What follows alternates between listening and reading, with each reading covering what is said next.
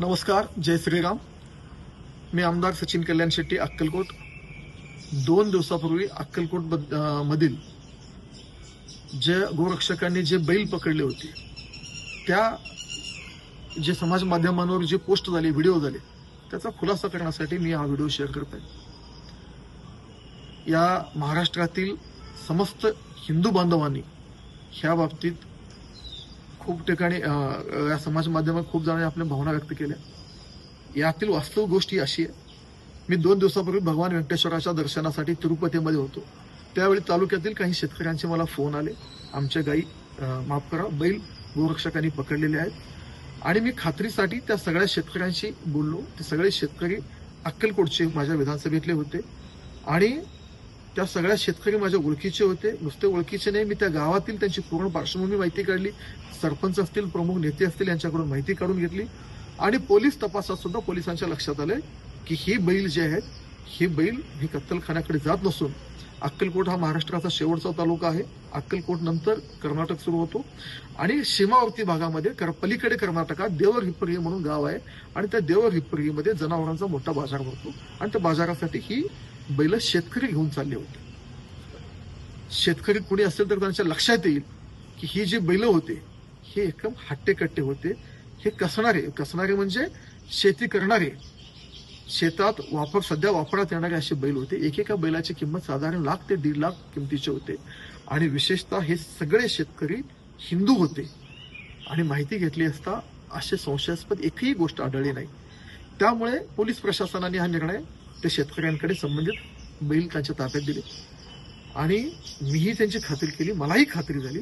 मी गोरक्षकांनाही विनंती केली की बाबा हे शेतकरी आहेत, हिंदू धर्माचे आहेत, हे कत्तलखान्याकडे नेणारे हे बैल नाही आहेत. कत्तलखान्याकडे जाणारे बैल हे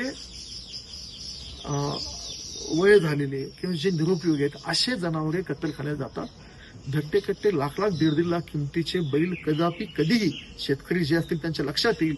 त्या व्हिडिओ सुद्धा आपण बघा की असे बैल कत्तलखान्याला जात नसतात. आणि जेव्हा सगळ्यांच्या खात्री पटल्यावर त्या शेतकऱ्यांच्या ताब्यात हे बैल दिले.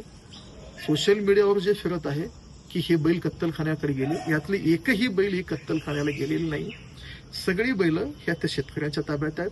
हिंदू धर्मीय शेतकरी आहेत आणि आपण आवर्जून समाज माध्यमांवर त्या शेतकऱ्यांची नावं उपलब्ध आहेत. त्या शेतकऱ्यांच्या शेतावर कोणीही आत्ताही भेट दिला तर सगळी बैल हे त्यांच्या ताब्यात आहेत.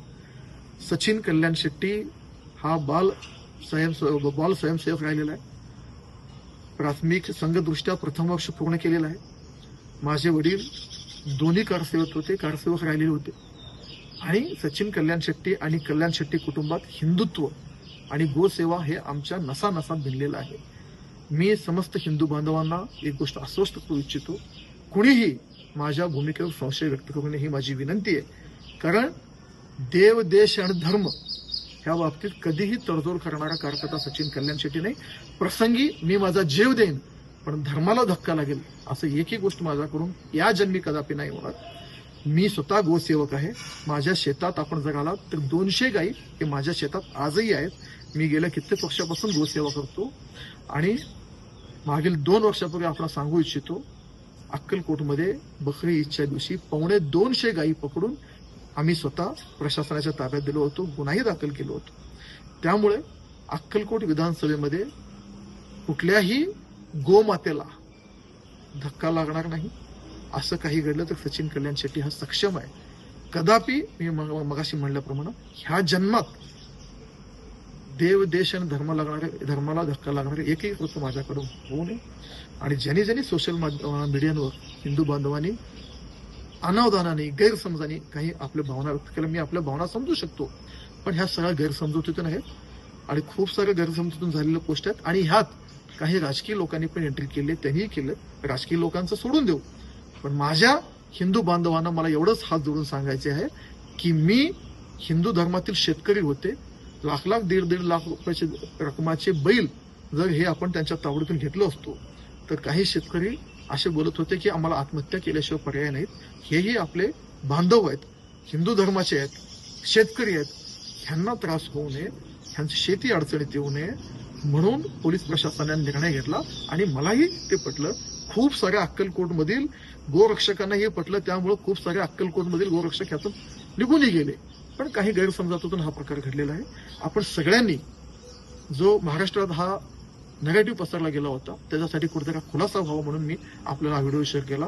आणि मला निश्चित खात्री आहे आपण सगळे हिंदू बांधव मी आता जे सांगितलेलं आहे की तंतोतंत खरं आहे.